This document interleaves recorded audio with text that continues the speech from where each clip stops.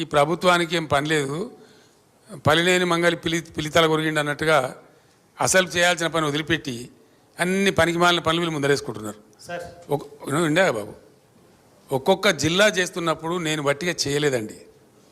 దాని మంచి చెడ్డలు, దాని పూర్వపరాలు, దాని గ్రోత్ ఆశించి ఛత్తీస్గఢ్లో అక్కడ చీఫ్ సెక్రటరీ గారితో మాట్లాడేది. ఎందుకంటే వాళ్ళు ఒక బస్తర్ జిల్లాను అనేక జిల్లాలు చేసిండ్రు. ఎట్లా చేయాలని అడిగినప్పుడు భూపాలపల్లి జిల్లా ఏర్పాటు చేసిన, ములుగు ఏర్పాటు చేసిన, ఇంకా కొన్ని జిల్లాలు ఏర్పాటు చేసిన, వాటి భౌగోళిక పరిస్థితులను బట్టి అవి గ్రోత్ కారిడార్లుగా మారాలని చెప్పి అక్కడ లైట్ రావాలి, అడ్మినిస్ట్రేషన్ పోవాలి, అక్కడ కలెక్టర్ ఉండాలి, ఎస్పీ ఉండాలి, ఉంటేనే బాగా జరుగుద్దని గతంలో కలోలిత ప్రాంతాలుగా ప్రకటించిన సిరిసిల్ల జగిత్యాల కావచ్చు, భూపాలపల్లి ములుగు కావచ్చు, స్టేట్ బార్డర్లో ఉండేటువంటి గద్వాల జిల్లా లాంటివి కావచ్చు, చాలా ఆలోచనతో తెలంగాణ యొక్క ప్రగతిని ఆశించి చేసిన జిల్లాలు అవి.